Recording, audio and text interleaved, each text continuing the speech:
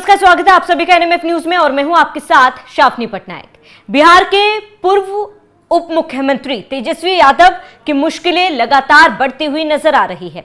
हाल ही के दिनों में उन्होंने प्रधानमंत्री नरेंद्र मोदी के खिलाफ एक आपत्तिजनक पोस्ट आरजेडी के ऑफिशियल अकाउंट से की थी और उसके साथ ही बयानबाजी भी की थी, जिसको लेकर उनके खिलाफ महाराष्ट्र और उत्तर प्रदेश में केस तो दर्ज किया गया था, लेकिन अब तीसरा एफआईआर भी दर्ज हो चुका है जो दिल्ली में किया गया है। इसके बाद लगातार ये अटकलें लगाई जा रही कि कई धाराओं में उनके खिलाफ केस दर्ज हो चुका है और अब उनकी मुश्किलें बढ़ सकती है।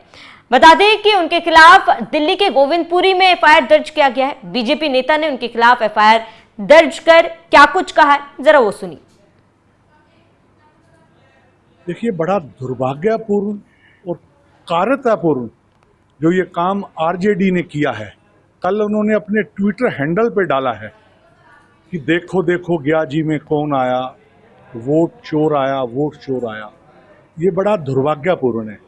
एक कर्मशील, कर्मठ, मेहनती प्रधानमंत्री के बारे में ऐसे अपशब्द बोलने बहुत दुर्भाग्यपूर्ण है। प्रधानमंत्री कोई बीजेपी का नहीं है, कांग्रेस का नहीं है, प्रधानमंत्री पूरे देश का है, पूरे हिंदुस्तान का है। ये जो आरजेडी है, इन्होंने प्रधानमंत्री जी का अपमान नहीं किया है, ये पूरे बिहार का, बिहार की जनता का और पूरे बिहारियों का अपमान किया है। इसका जो खमियाजा है इनको भुगतना पड़ेगा। ये चुनाव हारने जा रहे हैं, जो ये ऐसी बार बार बातें उठा रहे हैं। उससे पहले जहाँ जहाँ चुनाव हुआ, हिमाचल में हुआ, कर्नाटक में हुआ, जहाँ ये चुनाव जीतते हैं ये बात को नहीं उठाते हैं। अब बिहार के अंदर ये ऐसी एक घटना की बात फैला रहे हैं। 100% ये चुनाव हारे हैं, जिसकी वजह से ये उल्टा पुल्टा बयानबाजी कर रहे हैं। इनका दिमाग खिसक गया है, इनको अपने दिमाग की चेकिंग करवानी चाहिए। और अक्टूबर लास्ट में या नवंबर में जब भी चुनाव होगा, इनको पता चल जाएगा कि चुनाव क्या होता है। इनकी सबकी जमानतें जब्त होंगी और बीजेपी की सरकार 100% बनेगी। जो लोकसभा का लास्ट दिन जब मोदी जी आ रहे थे, विपक्ष जो है पूरा जो है वोट चोर कर रहे थे, तो क्या कहेंगे? देखो, उसमें जितनी भी पार्टियां थी उन्होंने बड़ा घिनौना, बड़ा गलत काम किया है।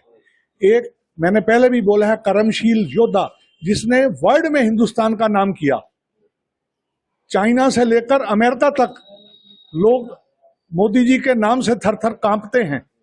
ऐसे आदमी के बारे में ऐसा बोलना, ऐसा बयान देना बड़ा दुर्भाग्यपूर्ण है। तो सुना आपने, जहां पर बीजेपी नेता ने कहा है कि उनके खिलाफ सख्त से सख्त कार्रवाई करनी चाहिए, राजनीति के नाम पर वो कुछ भी नहीं बोल सकते हैं।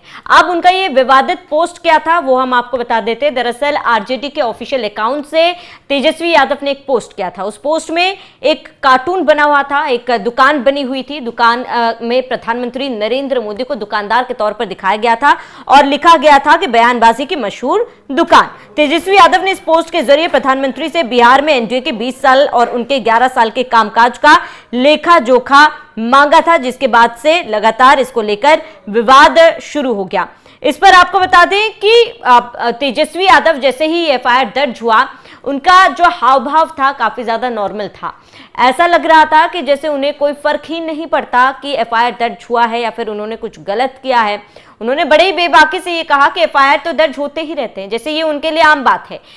विवादास्पद ये बयान उनका था और उसके बाद उन्होंने कहा कि सच दिखाना गलत नहीं, सच बोलना गलत नहीं, जुमले को जुमला बोलना गलत नहीं। तेजस्वी यादव से जरा कोई पूछिए कि सच बोलना गलत नहीं है, लेकिन इस तरीके से एफआईआर दर्ज हुआ है और उस पर यह बोलना कि एफआईआर दर्ज हुआ है कौन सी बड़ी बात है, ये कहां तक सही है? अगर हर आरोपी जिसके ऊपर एक एफआईआर दर्ज होता है, या आरोपी अगर ये बोलने लग जाए कि एफआईआर ही तो दर्ज हुआ है, कौन सी बहुत बड़ी बात है, तो क्या सही होगा? एफआईआर दर्ज होने के बाद आपको तेजस्वी यादव का वो बयान सुनाते हैं। ऐसे कौन डरता है? अब बताओ, जुमला बोलना भी अपराध हो गया है। आपने क्या ऐसी बात कह दी जिसको लेकर इतना महाराष्ट्र में जिन लोगों ने किया है वो लोग जाने। सच बोलने से ये लोग घबराते हैं। आपके समर्थक कहते हैं एफआईआर से डरने वाला नहीं है तेजस्वी यादव। एफआईआर से कौन डरता है? एफआईआर से हम लोग नहीं डरते हैं, सच बोलते हैं। लोगों को सच बोलने से तकलीफ होती है। तो तेजस्वी यादव के बॉडी लैंग्वेज से तो बिल्कुल भी नहीं लग रहा कि एफआईआर दर्ज हुआ है तो उन्हें कोई फर्क पड़ता है। उनके लिए एफआईआर दर्ज होना बेहद ही आम बात लगती है। बता दें कि तीसरा तो दिल्ली में दर्ज किया गया है और क्यों दर्ज किया गया वो आपको बताया हमने। अब पहला और दूसरा जो है महाराष्ट्र और उत्तर प्रदेश में उनके खिलाफ केस दर्ज हुआ था। इसी तरीके से गलत बयानबाजी को लेकर यह केस दर्ज हुआ।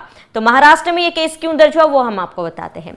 दरअसल महाराष्ट्र में बीजेपी विधायक मिलिंद रामजी नरोटे ने शिकायत दर्ज कराई। नरोटे ने पुलिस शिकायत में बताया कि तेजस्वी यादव ने अपने ऑफिशियल एक्स अकाउंट पर पोस्ट लिखकर प्रधानमंत्री को झूठा बताया, एक गाना पोस्ट करके उन्हें सुबह शाम झूठ बोलने वाला बताया।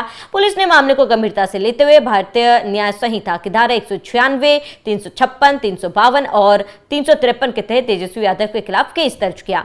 बता दें कि तेजस्वी यादव के खिलाफ शाहजहांपुर में बीजेपी के शहरी अध्यक्ष शिल्पी गुप्ता ने पुलिस केस दर्ज किया।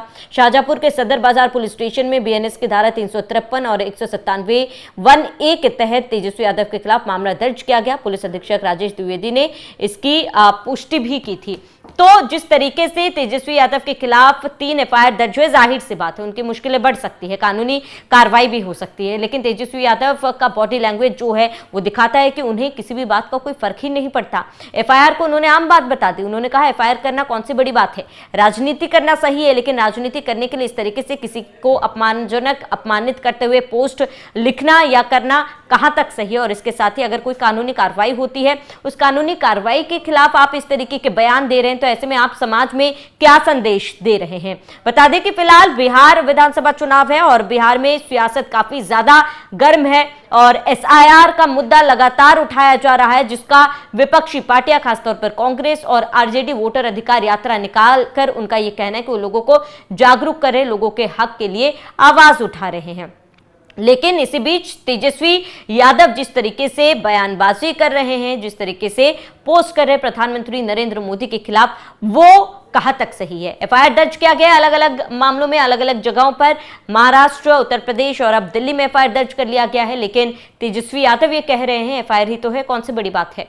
जरा सोचिए, अगर हर आरोपी इस तरीके से कहने लगे, उसके ऊपर दर्ज हर एफआईआर पर अगर वो ये मानने लगे कि एफआईआर ही तो है, कौन सी बड़ी बात है, तो आप कैसे देखेंगे। क्या तेजस्वी यादव का ये कृत्य, जिस तरीके से उन्होंने प्रधानमंत्री नरेंद्र मोदी के खिलाफ ये पोस्ट किया था, वो सही है? और इसके साथ ही जब एफआईआर दर्ज हुआ, उन्होंने जिस तरीके से बयानबाजी की, जिस तरीके से उन्होंने बयान दिया, वो कहां तक सही है? कितने हल्के में उन्होंने इस पूरे मामले को ले लिया, वो कहां तक सही है? फिलहाल आपका पूरे मामले पर क्या कहना है, हमें कमेंट कर जरूर बताएं। साथ ही बने रहिए एनएमएफ न्यूज के साथ।